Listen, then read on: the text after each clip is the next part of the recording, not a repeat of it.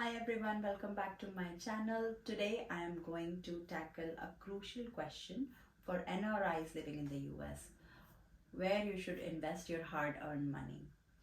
Well, we will explore different investment options in India and in the US, and then you can decide which one makes more sense or um, how to go about it. Okay, I'm not a financial advisor or tax specialist, so please contact a professional if you need any specific advice. This video I made for general education purpose only, but it should give you a good overview. Alright, I'll also briefly touch on the legal formalities you need to fulfill and when it comes to transferring the money between the two countries. Alright, let's get into it. So let's start with investment options in the US. Okay, the US economy offers various investment options. The first one that comes to my mind is the S&P 500 index fund, which on an average gives a return of about 11% per year. The next one is the T-bonds or the treasury securities, and they have a return of about 4 to 5% currently. Then is the real estate, and of course you can expect to earn about 5 to 10% depending on where you invest. You can also invest in real estate through something called real estate investment trust or REITs. And lastly, we have our retirement accounts such as the 401ks and IRAs, and they will typically give you 8 to 10% return. Now let's look at the different investment options in India. The first is fixed deposits or FDs. So you have to open an NRE or NRO account for that, and these typically will give you 5 to 7% annual returns. NRE FDs are tax-free in India, whereas NRO FDs are taxed at 30% on the interest earned. Mutual funds is another option. NRI can invest in an equity, debt or hybrid funds, and equity offer around 10 to 15% annual returns over the long term. But capital gains on these investments are subject to taxation. The third option is real estate, and property investments is a very sought after investment, of course, and it gives around 6 to 10% annual return. But your rental income and any capital appreciation is subject to taxation. Direct investment in specific Indian stocks is possible through the Portfolio Investment Scheme or PIS. The potential returns are around 12 to 18% annually, but it comes with more risks. Okay, now government bonds is another option, and they are stable around 7% annual return, but it's also subject to taxation.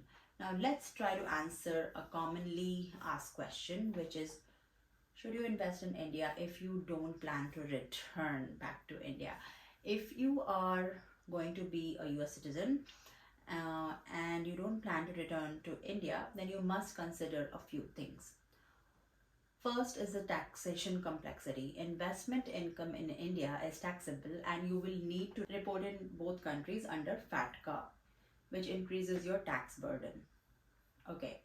Second factor is the currency risk. The Indian rupee, as we all know, has historically depreciated against the US dollar, which can reduce the value of your returns when you convert it back to US dollar. Thirdly, there are some other issues that relate to transferring money back to the US. If you earn returns on your investments in India, bringing the money back to the US is possible, but it can be tricky.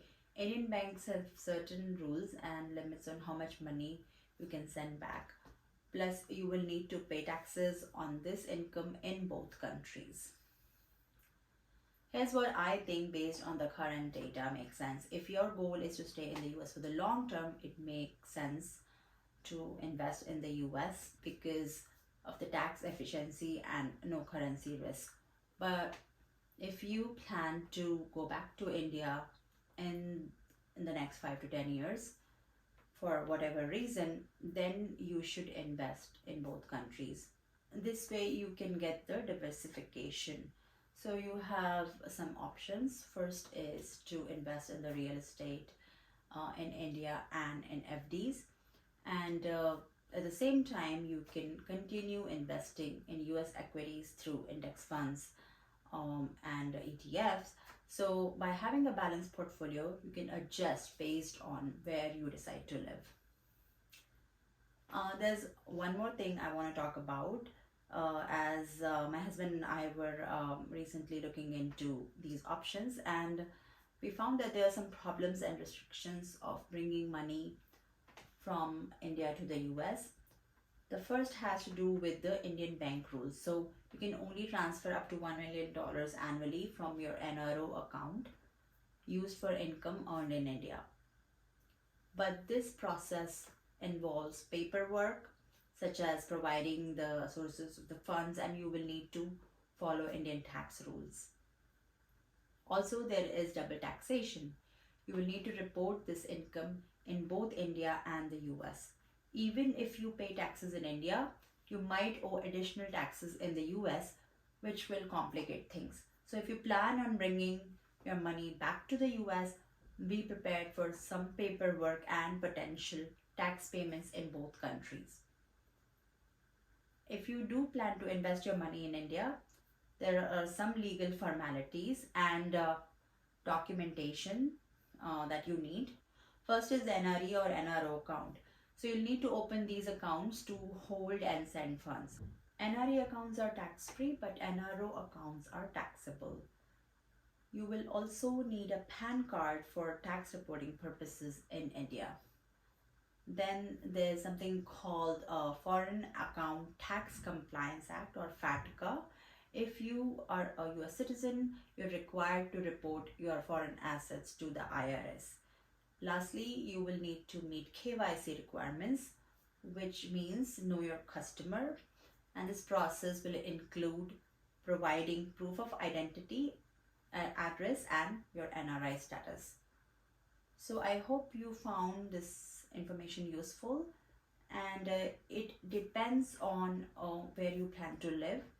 Both countries have solid investment options, but you must understand your financial goals, risk tolerance, and the legal and tax implications.